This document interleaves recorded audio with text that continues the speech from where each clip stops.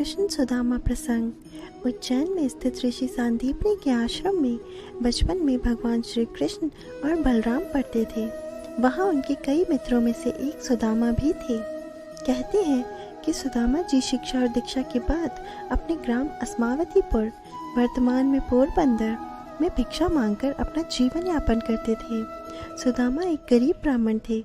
विवाह के बाद वे अपनी पत्नी सुशीला और बच्चों को बताते रहते थे कि मेरे मित्र द्वारिका के राजा श्री कृष्ण हैं, जो बहुत ही उदार और परोपकारी हैं।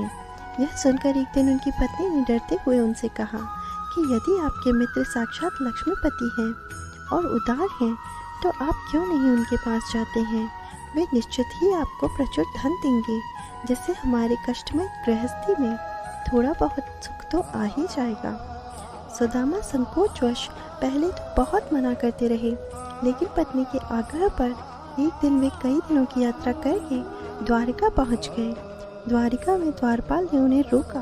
मात्र एक ही फटे हुए वस्त्र को लपेट गरीब ब्राह्मण जानकर द्वारपाल ने उसे प्रणाम कर यहाँ आने का आशय पूछा। जब सुदामा ने द्वारपाल को बताया कि मैं श्री कृष्ण का मित्र हूँ, तो द्वारपाल को बहुत आश्चर्य हुआ।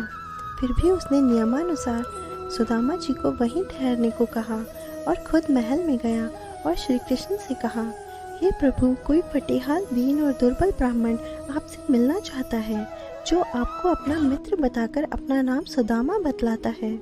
द्वारपाल के मुख से सुदामा का नाम सुनकर प्रभु सुदबुद खोकर नंगे पैर ही द्वार की ओर दौड़ पड़े। उन्होंने सुदामा को देखते ही अपने हृदय से लगा लिया और प्रभु की आंखों से आंसू निकल पड़े। वे सुदामा को आदरपूर्वक अपने महल में ले गए। महल में ले जाकर उन्हें सुंदर से आसन पर बिठाया और रुक्मिणी संग उनके पैर धोए।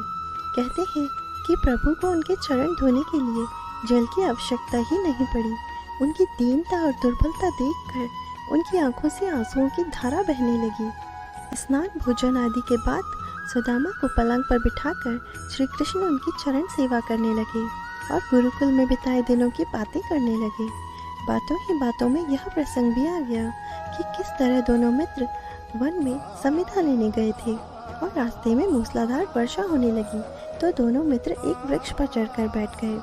सुदामा के पास एक पोटली में दोनों के खाने के लिए गुरु माता के दिए कुछ चने थे, किंतु वृक्ष पर सुदामा अकेले ही चने खाने लगे। चने खाने की आवाज़ सुनकर श्री कृष्ण ने पूछा कि क्या खा रहे हो सखा? सुदामा ने यह सोचकर झूठ बोल दिया कि कुछ चने कृष्ण को भी देने पड़ेंगे।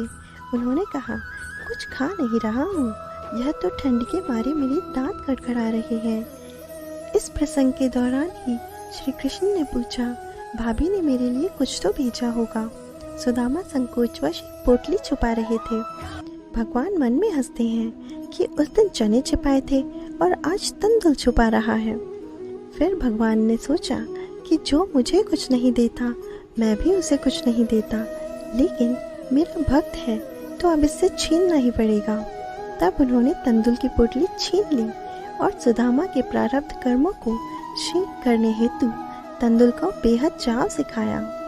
फिर सुदामा ने अपने परिवार आदि के बारे में तो बताया, लेकिन अपनी दरिद्रता के बारे में कुछ भी नहीं बताया।